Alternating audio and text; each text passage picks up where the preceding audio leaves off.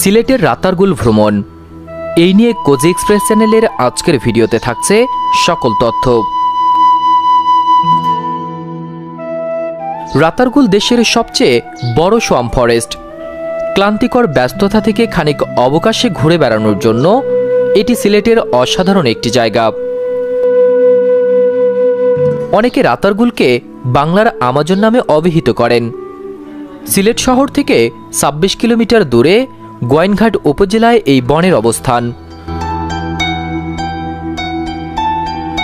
অরণ্যের মধ্যে ঘুরে ঘুরে প্রকৃতির আরও নিকটে যেতে হলে আপনাকে ডিঙি নৌকায় চড়তে হবে।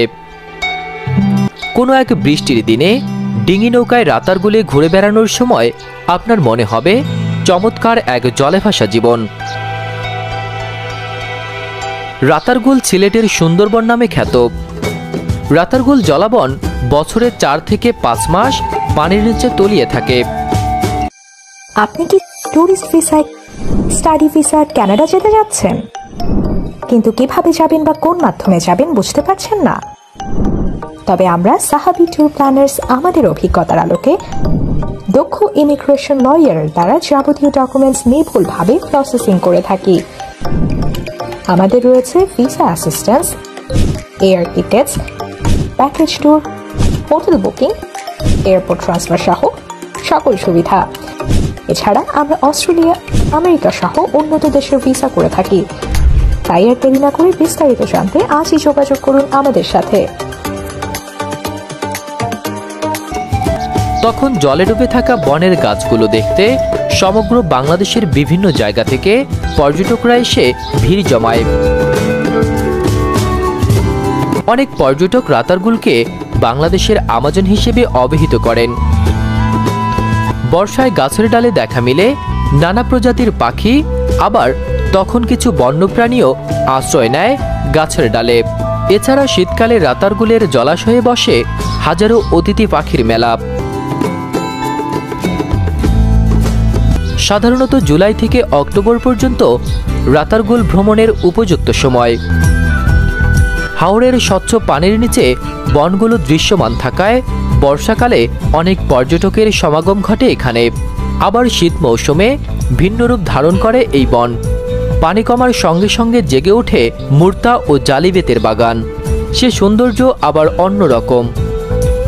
বন এভাবে জলে ডুবে থাকে বছরে ৪ থেকে ৭ মাস। বর্ষা কাটলেই দেখা যাবে অন্য চেহারা। তখন বনের ভেতরের ছোট নালাগুলো পরিণত হবে পায়ে চলা পথে। সেই পথ দিয়ে হেঁটে অনায়াসেই ঘুরে বেড়ানো যায়। রাতারগুলের নামকরণ হয়েছে রাতা গাছ থেকে। সিলেটের স্থানীয় ভাষায় মুর্তা বা পাটি গাছ রাতা গাছ নামে পরিচিত। সেই মুর্তা বা রাতা গাছের নাম অনুসারে এই বনের নাম হয়েছে রাতাগুল। রাতাগুল যেতে হলে প্রথমেই আপনাকে আসতে হবে বাংলাদেশের সিলেট জেলায়। রাজধানী ঢাকা থেকে আপনি সড়ক, রেল এবং আকাশপথে যেতে পারেন সিলেট শহর। সিলেট শহর থেকে রাতাগুল যেতে হলে আপনাকে আসতে হবে নগরীর আম্বরখানা পয়েন্টে। এটি শাহজালাল রহমতুল্লাহ আলাইহের মাজারের গেটের সাথেই। এখানে সিএনজি স্টেশন আছে। সিএনজি করে যেতে হবে রাতারগুল। দূরত্ব প্রায় ২০ কিলোমিটার। সময় নেবে ১ ঘন্টার মতো। রাতারগুলে থাকার মতো তেমন কিছু নাই, আর দরকারও নাই। দেখা শেষ হলে চলে আসবেন সিলেট শহরে। এখানে বিভিন্ন মানের হোটেল রয়েছে। সিলেটের জিন্দাবাজার এলাকায় খাবারের জন্য বেশ কিছু ভালো মানের রেস্টুরেন্ট রয়েছে, যেমন ৫ ভাই, পানসি, পালকি।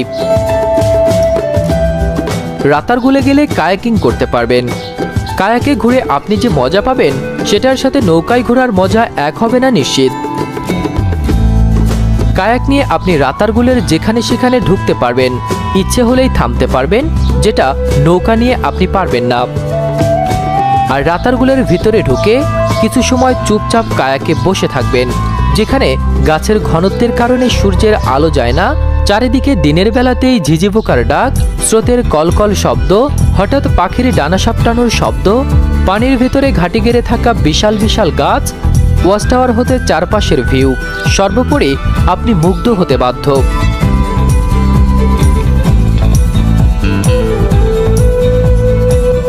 রাতারগুলের আশেপাশে আছে আরও কিছু দর্শনীয় স্থান, হাতে সময় থাকলে দেখে যেতে পারেন।